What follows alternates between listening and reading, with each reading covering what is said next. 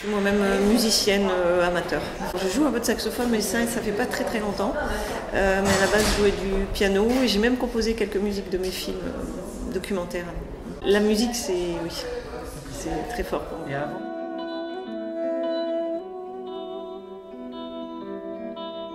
Il y a deux formes de musique. Il y a la musique que joue Julie, que joue le personnage.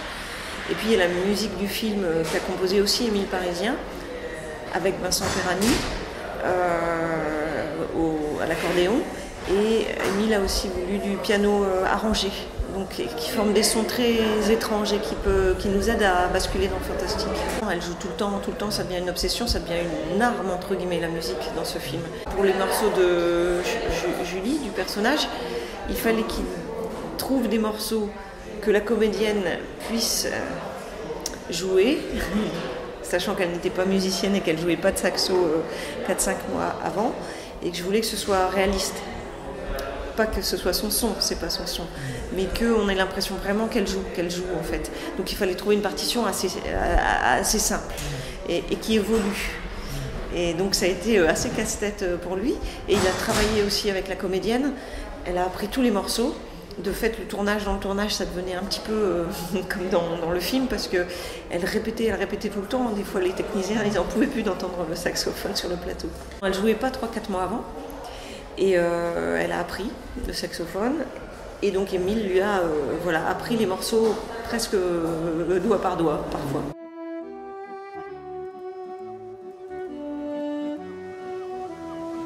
J'écoute énormément de musique quand j'écris, et très vite j'ai la notion de ce que je veux comme instrument. Pas forcément des mélodies de fait, mais une ambiance, quelque chose. J'ai d'abord pensé à la clarinette basse pour le son.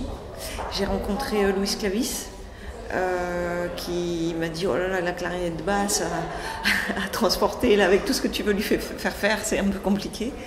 J'ai beaucoup hésité sur le saxophone et la clarinette pas basse, la clarinette classique. Et finalement, c'est Louis Clavis qui m'a présenté Émile Parisien, qui lui est donc un spécialiste de saxophone soprano. Et voilà, il s'est venu comme ça. Et ça me plaisait bien de décaler l'image du saxophone sur du saxophone soprano qui est moins habituel, moins jazz, connoté jazz. J'avais plusieurs morceaux de musique, plusieurs morceaux de saxophone, donc réfléchis pour qu'ils soient de plus en plus improvisés, de plus en plus libres. Et il y en a peut-être un qu'on n'a pas utilisé, c'est tout. La musique est intervenue, oui, dès le début, en fait, j'avais la musique et la mer comme sensation.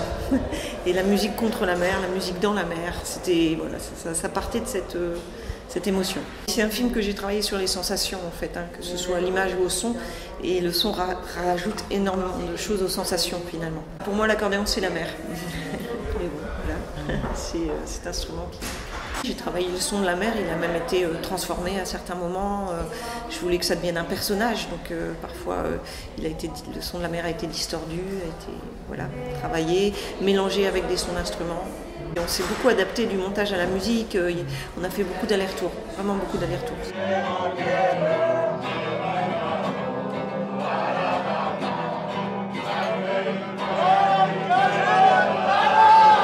J'ai fait beaucoup de documentaires. Et donc cette scène, moi je m'y retrouve complètement dans cette scène parce que je laisse vivre des choses.